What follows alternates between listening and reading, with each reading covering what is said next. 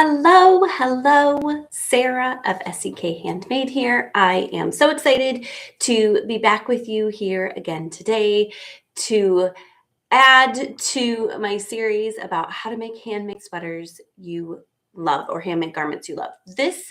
Today's topic is going to be a little bit more all-encompassing. So if you are not a garment maker or you have no desire to make garments, stick around because I still have some tips on how to use store-bought items to make handmade items that you are going to love. So let's dive in. We all have outfits, accessories that we go back to again and again. We all have our favorites, right? That sweater that every time you put it on, you feel so cozy. You would wear it every day if you could. Or if you're going outside and it's cold, there's that one hat you always go back to. And that is so wonderful. I want to share with you today how to use that item that you go back to again and again to hopefully make some handmade items that you really love. I know that it is super disappointing when you put all your love and energy and yarn and passion into making something, and then the end result is not what you were looking for. So hopefully these tips today will help you step forward on the path to having that happen less often and more consistently making items that you really, really love.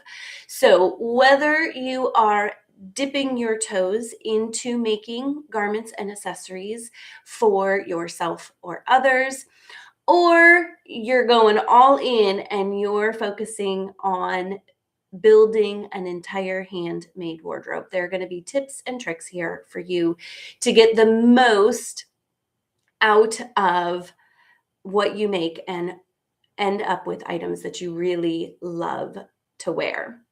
So let's talk about how you can take items that you already own and love, because that's important, picking the things that you really enjoy and using them to make handmade garments that you will love as well.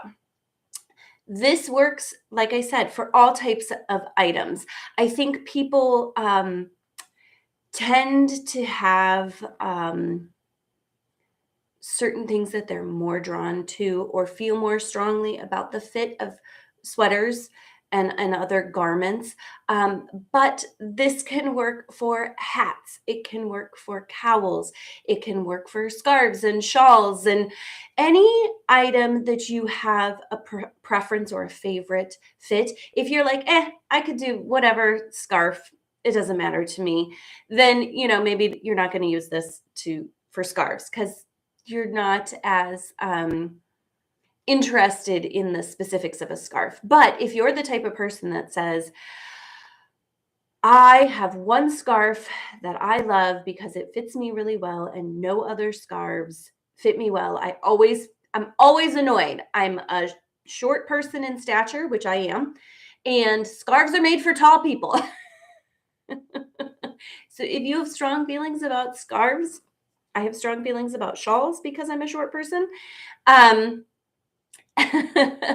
Then using these tips will help you for any of those items. So I'm going to take you through 3 steps to using a store-bought item to better make handmade items you love. So the first thing you need to do is find your store-bought item that you love, and I want you to notice what you love about it. It's one thing to have a hat that you take and you put on your head every day and you think, I really love this hat. It's another thing to be able to say, I really love this hat because. And what I want you to do first is think about the because. Do you love the hat because it has a deep brim and you love a deep brim? Do you love the hat because it has no brim and you prefer brimless hats? Do you love the hat because it's a dense fabric that keeps you really warm on those super cold days? Or do you love your hat because it's a nice lightweight fabric that doesn't smush your hair down um, and is the right in between because you don't live in a super cold climate. And the other thing is, you may have hats that you love for different purposes. You may have a hat you love for spring, and you may have a hat you love for the deep dark of winter. So you may want to analyze those things separately. So what I want you to think about as you are looking at the item you love is fit, for one thing. What do you love about how it fits? Do you love a cardigan that is thick and cozy that you can throw on over everything, that makes you feel warm and comfortable? Or is your favorite handmade sweater something that makes you feel really gorgeous and professional? And you may have one of each. You may have a cardigan that you love to throw on every night when you get home that maybe doesn't make you feel like the most like you're ready to go out into the world, but maybe it makes you feel really cozy. And that's something you are striving for in your next handmade cardigan. Or you may have a sweater that you love that you're trying to recreate something that you can wear to work every day. And those things are going to be different. And they are both valid, and they are both great things to strive for, but they're different. And so you want to think about, what is it that you really love about it? The other thing to consider when making handmade items is the length of things. I think back to my scarf example from before. If you are a very tall person, you may like a really long scarf. Or you may like, if you live in a very cold climate, you may like a nice deep scarf that you can really wrap around and stay extra cozy in. But if you live in a very warmer climate, you may like a lightweight, narrower scarf that you can throw around to keep you a little warm when temperatures get a little chilly. Or if you are a petite person like I am, you may like a scarf to be shorter than the average scarf because you just have too much fabric to wrap around because you don't have a tall body to take up the length. So these are all things to consider as far as lengths. If the other thing to consider with certain things is ease. And I'm just real briefly, I have other videos that talk more in depth about ease. But real briefly, ease is just the difference between the size of the item and the size of your body. A lot of times this is thought about in garments. So, say I have, or someone, I'm not going to talk specifically my measurements, partly because I don't know them off the top of my head. But let's say somebody has a 40-inch bust. I'm going easy math here too. Okay, so let's say their body is a 40-inch bust. If the circumference of the sweater is 45 inches, then that has a positive ease of 5 inches. So it is 5 inches bigger than their bust. You can go negative ease if you want something more fitted, and you can have zero ease, which means it's the same. The garment measurements are the same as your body measurements. But this is also something to think about with headbands and hats, because I find a lot of people, me included, are really looking for specific fit. For me, it's headbands more than hats. If I don't get a headband that has the right circumference and the right width, it just like slips off the top of my head. And the great thing is, when you're making it, you can adjust that kind of stuff. So you may play around and notice, I like a headband with some negative ease because it kind of cinches into my head and makes it stay put.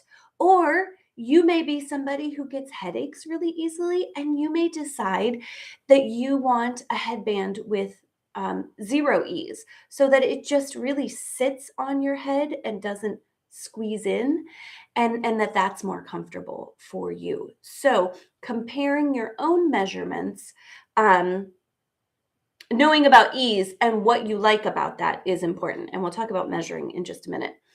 Um, the other thing to think about is fabric and drape. Is the item that you love, is it a firm, stiff fabric? Is it really dense and that's why you love that hat because it keeps you really warm? Or is it a flowy, drapey fabric and you love that it moves with you? I'm going to tell a quick story. I'm trying to not have this take too long today, but you know me, I love to talk. Okay. I designed my Arlitt hat. And when I designed it, I thought, oh, this is going to be so fun. The fabric is reversible. I'm going to make it a long hat.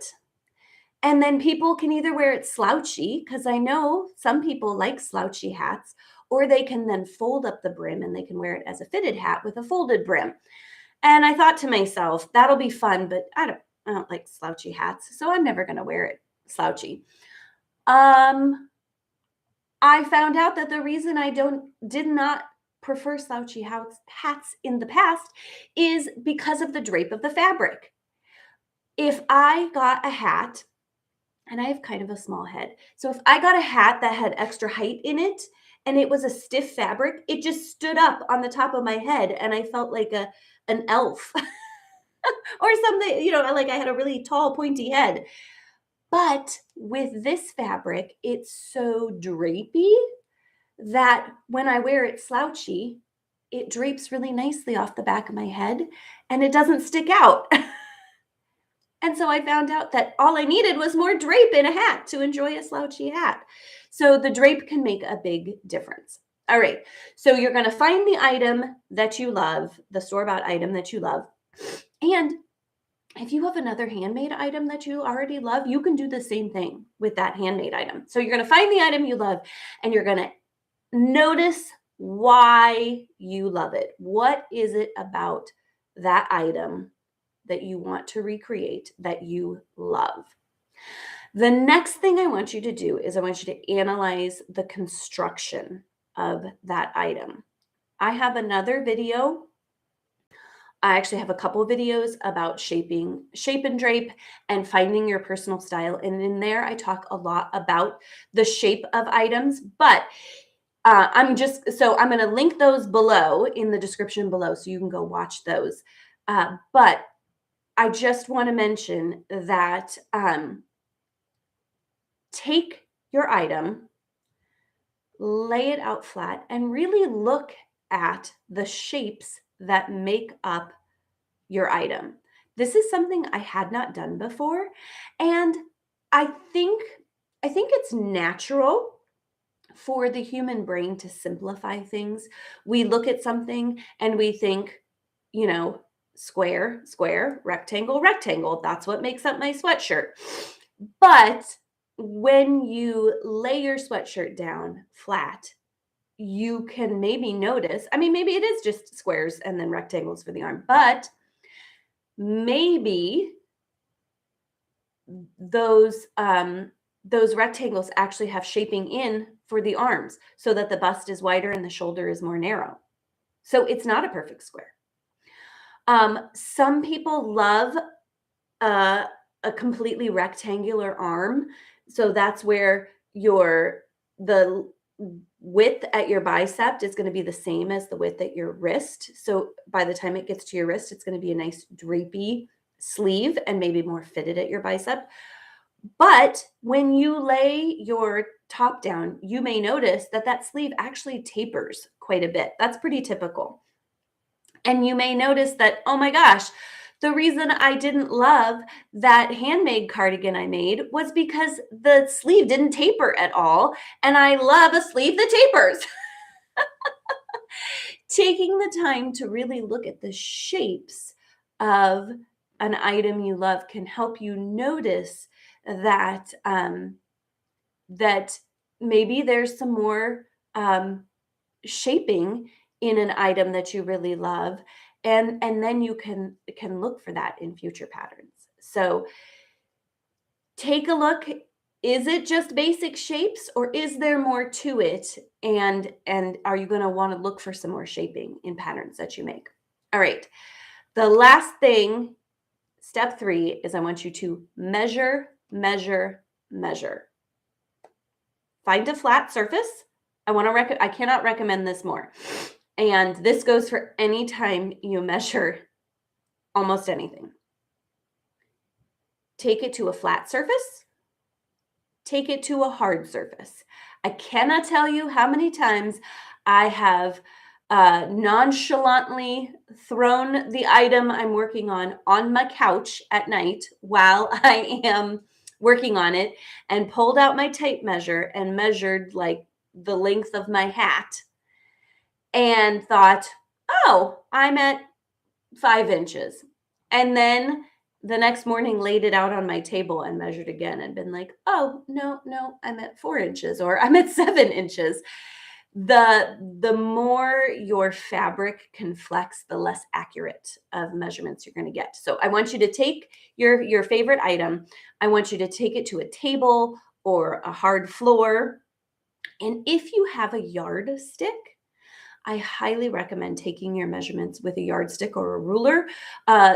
Just the rigid nature of a yardstick or a ruler is going to help you get more accurate measurements. And I mean, this isn't like life-ending things. So, accuracy is relative here, right?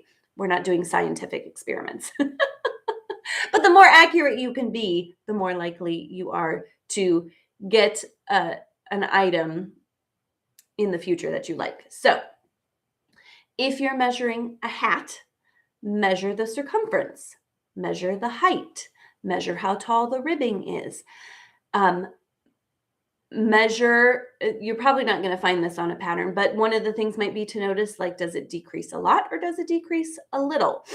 So once you know how the circumference of your favorite hat, you can look for a hat pattern that has the same circumference or that has the same height. For cowls, measure the circumference, measure the height. Some cowls are longer and drapier and looser, and that might be what you're looking for. But if it's really cold outside, you might want something that's closer to your neck and is going to keep you warm and cozy. And so knowing what's that circumference to be up close to my neck and cozy is a valuable number to know.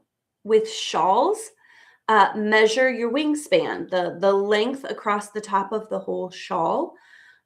People have strong preferences of that. Some people really love a shorter width shawl that they can just wrap around once and maybe pin or use a shawl cuff with. Other people love really long, wide spans so that they can wrap it around and they don't have to worry about it like falling off as they're moving around. As I mentioned before, I am a petite person, and so I love a shawl with a shorter depth from the center to the point, because I'm short, and if it's too long in the depth, it goes down to my knees. So having a measurement, shawls will a lot of times give the length or the wingspan and the depth, and knowing like I love 72 inches and no more than 20-inch depth or whatever, will help you look at the patterns in the future and see if they're going to make you a shawl that you're really going to love. With sweaters and cardigans,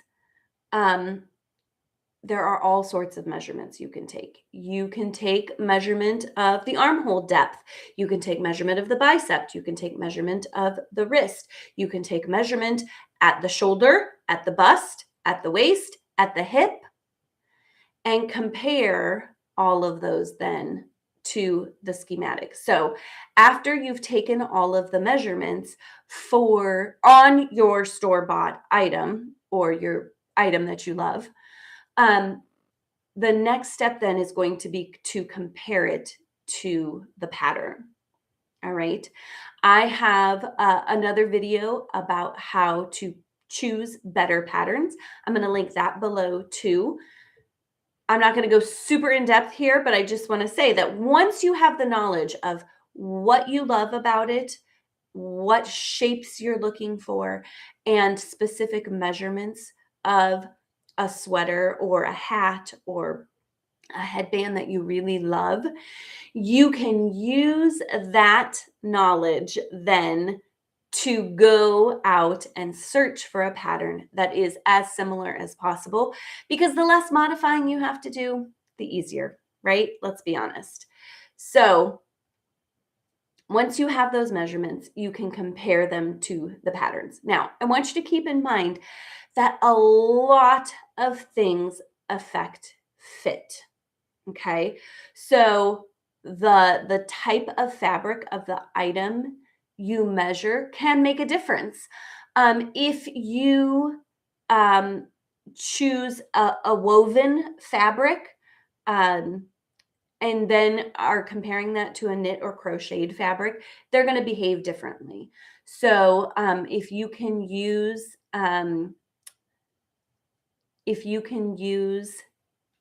knit and fabrics or crochet fabrics, if you have some, that's going to give you the best comparison. Also, the type of stitch is going to make a difference. The fiber content of what you're using can make a big difference in how an item fits. Wool can tend to, depending on the type of wool and how it's spun, bounce back a little more.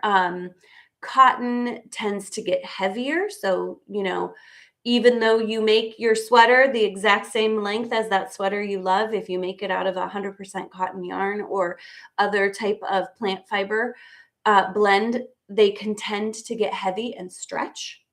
So there's no magic formula to making the perfect handmade item. The great thing about it, though, is that you are in control and you can modify patterns to make them the way you want.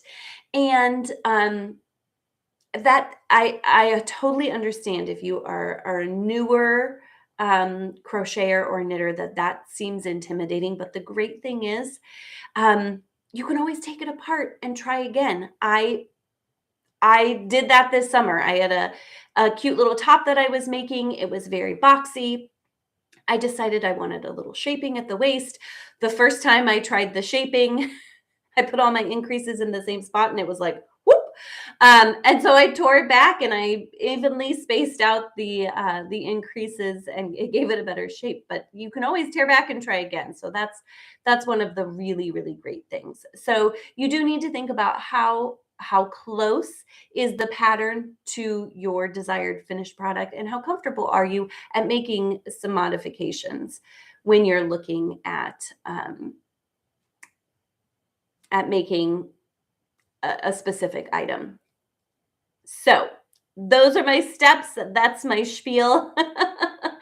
I mentioned several videos. I have a whole series going on about making handmade garments that you love.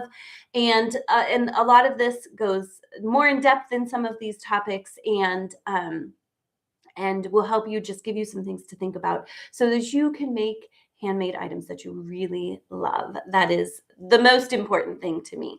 So I'm going to link all of those down below. There's one about why you hate your handmade garments. That's going to give you some things to think about. I am going to link the Discover Your Personal Style that talks about more in-depth looking at the shapes of items and analyzing why you like the items you like and how you can use that to turn them into handmade garments you love. I have a whole shape and drape video where I try on clothes and show you what the shapes are and how the same shape in a different drape of fabric affects the fit, which I think is very interesting. And then I also have a how to pick better patterns, like I mentioned. So that'll give you all the tips once you have all the knowledge, how to go in and analyze digital patterns to hopefully get the pattern closest to what you're looking to make so that you have to modify it the least amount possible. And then I just have to say, guys, I have to give a little plug for my Swatch and Learn series. One of the best things you can do for yourself to gain knowledge of how fabric works and how yarn works together and what stitches look like is to play. To play. To play with yarn, to play with different hooks and needles, different shapes and sizes, different stitches. And so I'm going to link to my Swatch and Learn series below too. And in that series, all we do is make swatches for the simple purpose of learning about our craft. So lots and lots of fun. Thank you so much for joining me today. I hope you found some things helpful. If you found this video helpful, I'd love it if you would like it. Send it to a friend who may also find it helpful. Subscribe to my YouTube channel and turn on notifications so that you don't miss out on any future videos.